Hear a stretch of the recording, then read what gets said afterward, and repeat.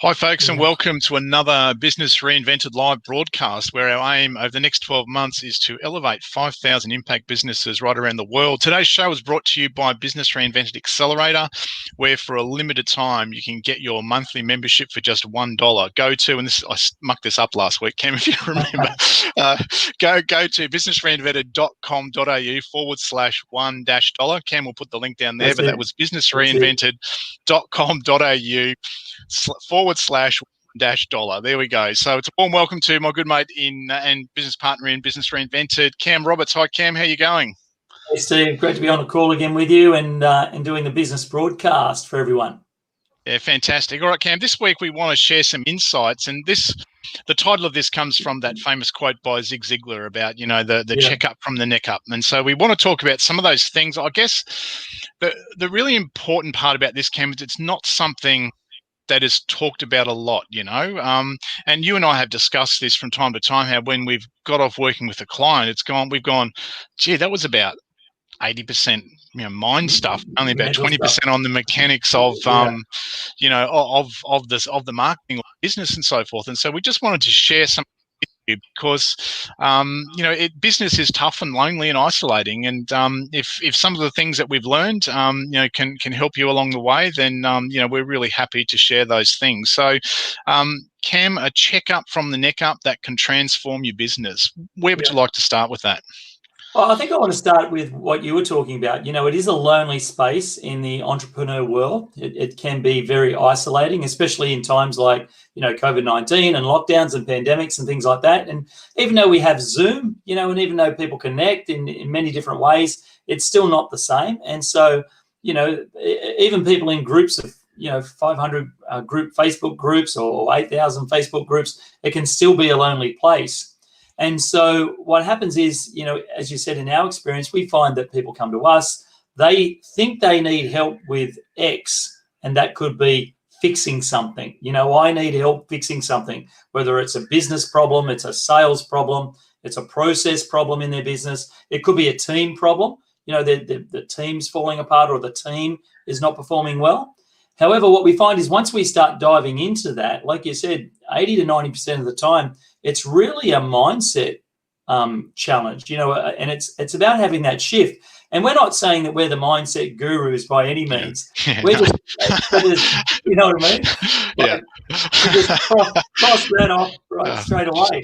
Positive thinking, Cam. Positive, just think positive, right? The manifestation guys, we are not. But the thing is this: you can't get away from the fact that even though there's mechanics in marketing, there's mechanics in business, you as the leader, as the entrepreneur driving that ship, driving that, that bus with everyone on it, you determine the results that you're going to get based on your thinking. And Zig Ziglar, he put it great, check up from the neck up. And, another one of his favorite quotes I used to love was, motivation's like a bath, you need to take it daily. And I think that's the case here too with mindset and just giving yourself a quick checkup from the neck up. It's about something you've got to do like every day, just for a couple of minutes, and just check in with yourself and say, look, where am I at in regards to the thought processes and my own belief in myself and my team and my business, my belief in my products and my services. So today, that's really what we want to just have a quick chat about, and hopefully that's going to be instructive for some people and help them in some way, shape or form.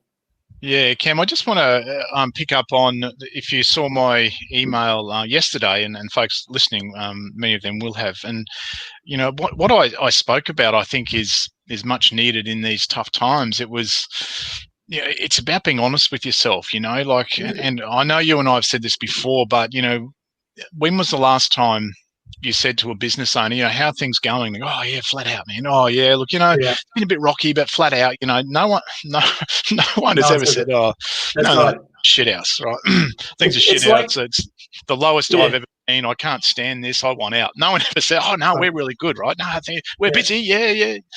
Everyone says that, right? And Yeah, go on. There's an ad on TV. Yeah, sorry to jump in. There's an ad on TV that does that. The guy's walking around and people ask him, how is it? Oh, yes, business is great, but we're slowed down in our sales. And, oh, how's this? Oh, yes, it's fantastic, but our deliveries have stopped, and then he walks into I think it's the ANZ Bank, and it was the only place that you can get the truth type of thing. So, you're right. That's what business owners do all the time, right? Yeah, the truth from a bank. Yeah, right. Yeah, pull the other one. You can trust the bank, that's for sure. Yeah, for sure. Yeah, they've always got your best interests at heart. Yeah, definitely. I think, again, like I said, we're not the mindset gurus, but one of the things that I see a lot, and one of the reasons I see it a lot is because I'm like this as well. Like, we all wear these masks, the mask of the successful business owner, or if I'm busy, everything's okay. And for me, and I've been really delving into this over the last few months, just with my own mindset and my own headspace and that. And it's really hard sometimes to be honest with yourself about how things are really going. And what I did on the email yesterday, I said, make a list. How do you really feel? Well, this employee is really pissing me off. I'm really scared that we're not going to make payroll this month. I'm terrified about where's my next client going to come from. What are those things? What are the fears that you really have? Because here's one thing that I've learned, and I've been doing this all my life, I guess, is that when we squash our fears, right, they don't go away. They just bubble away below the surface, right? And so you really, it takes some courage to do that, because that's pulling off the mask, and then people might see what you don't want them to see, right? So it's a really important thing to be honest with your fears. And what I said in my email yesterday was, make a list. It's not a list for anyone else. You don't have to go and present it in a staff meeting or anything like that. But what I've found is that when you're honest with your fears and you actually verbalize them, you write them down and then you verbalize them, that releases a lot of that energy. The worst thing I think you can do is, you get up in the morning and things are going to shit, and you put a happy face on and right, shoulder to the metal, and things are going to be okay and things are fine when they're not. To me, that's like living a lie, wearing a mask that is not authentically you. If things are shit, you need to be honest about that, right? That's the first step in moving forward. Yeah, know exactly where you are, because if, like you said, you can't move forward if you're not real with yourself about where you are today. And I come from a sporting background, as many people know, and that's one of the things that athletes do. Like, they assess where they are exactly now. Like, they go to a big meet, they might have, performed like shit, but like, okay, I performed like shit, I did all of these things wrong, but what have I got to do now, right? And so it's the same in business. Okay, you're having a shit month, a shit week, a shit quarter. Well, that's great. Write it down. Like you said, be honest with yourself. And then what's next, right? Because you've got to get that baseline. You've got to be honest about where you are if you want to change it. Yeah, and it's that old saying as well. We've mentioned it several times on this program that, you can't. I think Americans are really big on this saying. You can't read a label from inside the jar, and that's part of the challenge as a business owner with the isolation that we have, especially in this day and age, is that we're inside our own jar. We can't get outside it, and that just becomes a bit of a self-perpetuating bullshit cycle almost, and it's really tough to break. And I think we put on a lot of bravado and say, yeah, I can overcome that. But what all that does, that just squashes those feelings down, right? And I'm suggesting today that there is freedom in liberating those negative thoughts and being honest about those negative thoughts. And if you're grumpy and cranky, and that's okay. That's really good. Business ain't a bed of roses all the time. That's right.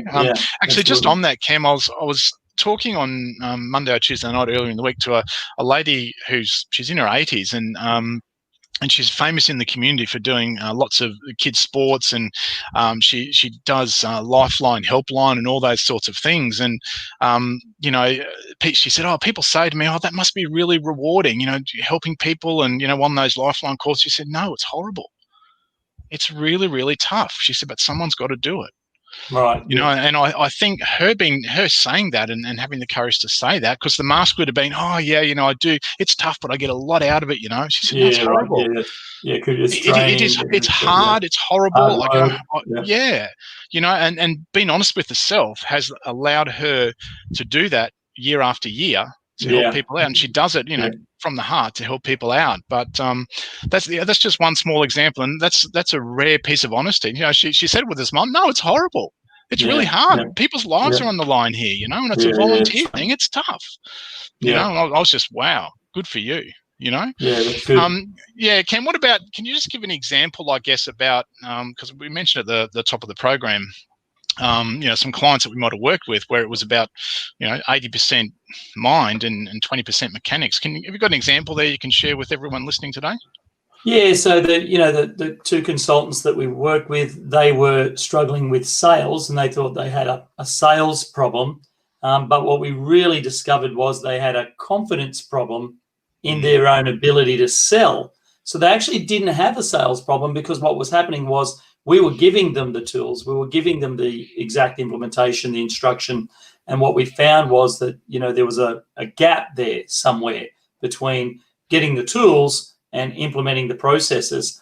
And so we discovered that the gap was really their confidence, the confidence in front of a camera, the confidence to deliver a presentation, the confidence to, close someone. They felt like if they, make a sale, it was a bad thing, right? And I shouldn't be closing people because I'm in this space, but at the end of the day, you're not going to make any money in business if you can't close a sale. Now, if you don't want to call it close a sale, call it something else, call it helping a customer or onboarding or whatever you want to call it. But there's got to be an exchange of money for that to happen, right? For you to help someone, they've got to pay you as a business. And so, that there's a mindset shift for some people, because if you're running a business and you don't like making sales, you have a problem, right? It's a huge problem. And so that's a mental problem. That's a mindset problem. Yeah. So, we worked with them on that, and, 80% of that work was around building up their confidence and us selling our expertise and our advice to them on, making that shift. Though you're not selling people, you're helping people, right? So it's true. Sometimes it's just changing the labels, even the way you use labels and the labels that you give things, that can make a big difference to the way you approach them and the way you think about them. So, that's an example. And actually, it's a really good one, Cam, because if I reflect on that, we didn't just say, no, come on, you'll be right. Everything's fine. You're good. It's okay. It wasn't like that. We worked with, that wasn't an instant switch, right? It took several sessions of working through with them and showing them examples and giving feedback on what they'd produced and changing that whole feeling, I guess, of how they felt about themselves and their business and their role in that business. And it was a little bit to do with the mechanics of it. They weren't happy with their website, and of course it was like going out with a really ugly clothes on, right? You feel ugly, right? And that's kind of what their website was like. So we helped them change that. But it was all those little things as well about, okay, no, you can structure it this way. No, you're not being cheesy and salesy if you put this in, and those sorts of things. It was that particular example you're talking about is a really interesting example of how, when you get the what's up here right, again, and they were very honest, which was really good, right? They were great to work with.